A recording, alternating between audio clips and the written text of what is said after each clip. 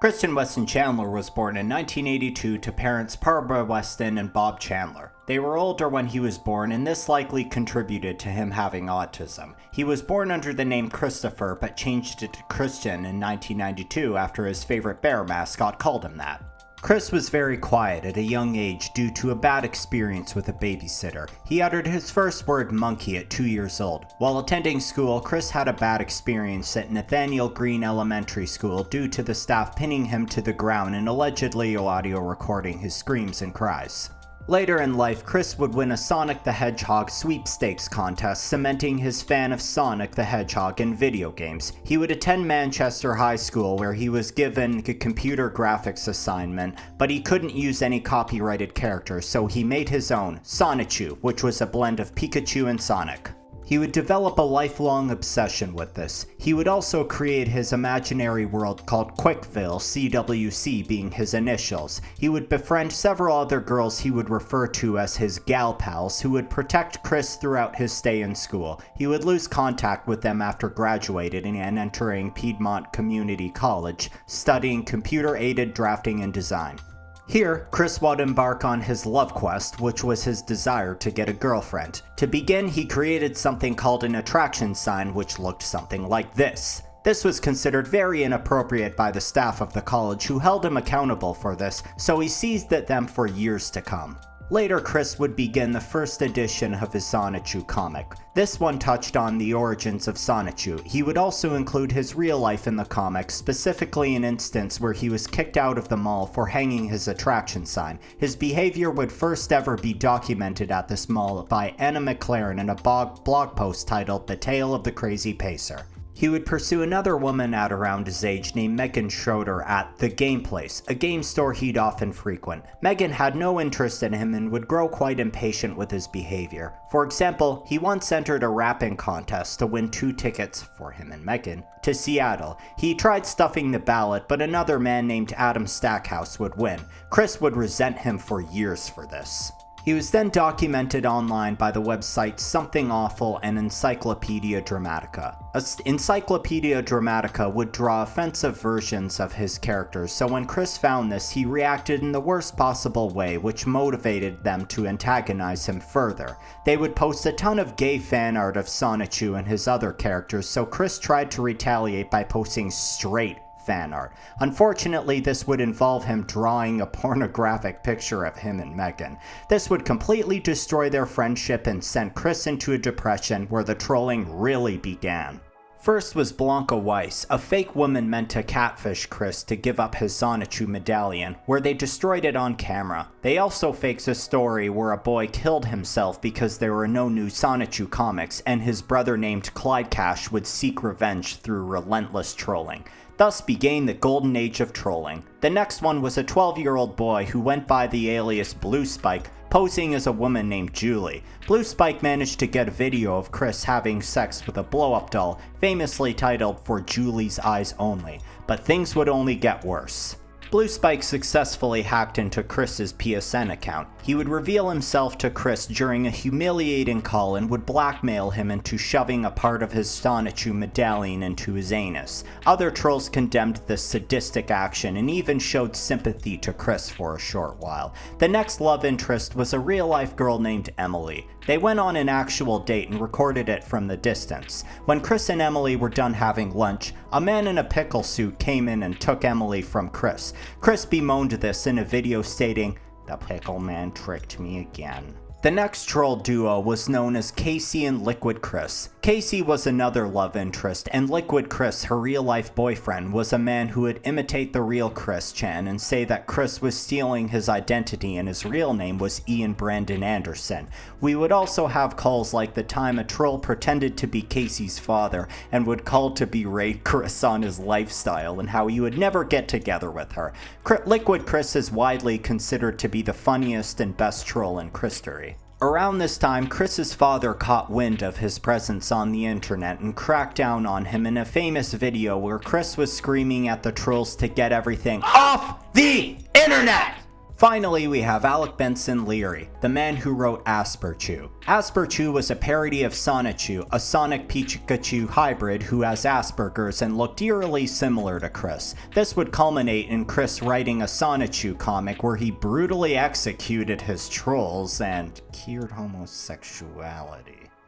After all this drama in 2009 and 10, Chris would get into some real-life trouble with Michael Snyder, the man who ran the game place. He would also begin to slowly transition into a woman, first starting out as a tomgirl. This did not sit well with his conservative parents. Speaking of which, in late 2011, Bob would pass away.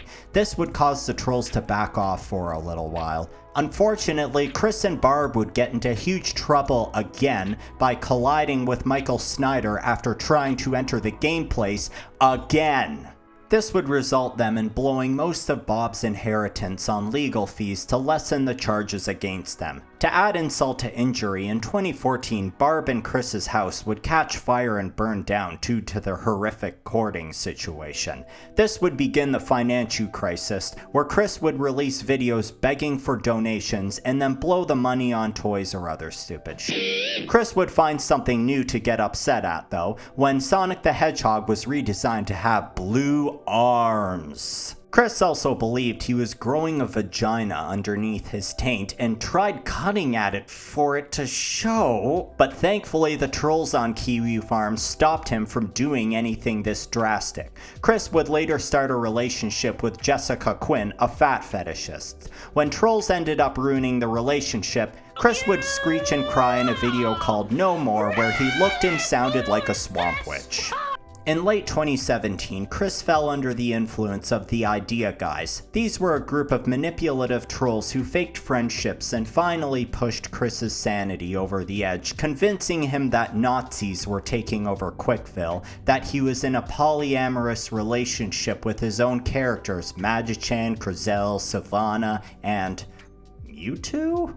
In all seriousness, the Idea Guys were some of the most harmful trolls in Christory and even extorted a total of $6,000 from him. They got him into believing that his imaginary wife was being tortured. They manipulated him into filming a video where he masturbated while singing All-Star, and they also instilled the idea that Chris was a god who would usher in the Dimensional Merge, a semi-apocalyptic event where fictional characters would become a part of our dimension, or universe.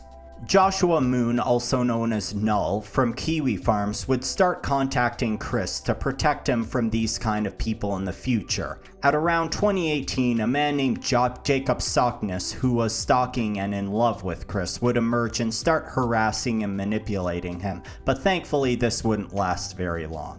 In 2020, the coronavirus emerged, and Chris coped with this by pretending to switch bodies with Sonichu in the cartoon dimension that we spoke of during the Dimensional Merge, which lasted for several months. During this time, Chris would be interacting with another group of enablers called the Praetor, who wanted to support Chris into selling his merch while they take a slice of the pay. A member of this group, Isabella Loretta Janke, also known as Bella, would obsessively involve herself in Chris's life. She has her own deep rabbit hole, which I might go into in a different video. Chris trusted her to the point where he willingly told her his darkest secret at the time. He was having sex with his 80-year-old mother. This was actually foreshadowed by previous events. One time where he took his mother to the high school prom, and another where he defended incest online by saying he had dreams of having sex with his mother. Bella maliciously leaked this, and Chris would not keep his mouth shut, telling everybody while insisting it was consensual. An emergency protective order was called on Chris, thankfully, and he was ordered to leave his home, away from Barb. His relatives would completely reject him, can you blame them? And he instead managed to get a motel room. How do you ask? Well, Null discovered that Chris had access to Barb's bank account and sent himself $900 into his own pocket from her account. This was a blatant violation of the EPO, and Null gave up on Chris completely and reported him to the police. Chris's arrest was filmed by fellow lolcow Ethan Ralph. In jail, Chris wrote many letters and undertook a new delusion. He was Jesus Christ. He kept on insisting the sex with his mother was completely consensual. It should be noted he was charged with felony incest and never rape, but videos of Barb when she was in her old years revealed that she seemed weak and somewhat aloof. It's a wonder why she'd ever consent, but then again, that charge is yet to be thrown, so make of that what you will. Chris, however, would later to start denying the sex accusations completely, despite telling everybody he did it way back then. Suspicious. This was likely done under advice from his lawyer, but let me tell you, he did it anyways. He would later be released after nearly 2 years due to the power of bullshit, and he'd be quiet on the internet for a while. Then, he'd release his return video as well as a follow-up video of him denying that he ever had sex with Barb, lying again. It was revealed that he was at a new home under the assistance of the Praetor, and they set him up with a job making and selling his merch. Many sightings of Chris nowadays are with a new girl he's with nicknamed Flutter, who's assumed to be from Finland since he's also been seen there. Nowadays, he still believes in the dimensional merge and that it's happening, and he's basically gotten away with all he did. Not completely though, as he's been banned from many conventions. He managed to learn how to avoid the trolls as his current management filters all the bad actors out. It's only a matter of time before he gets himself into trouble again though.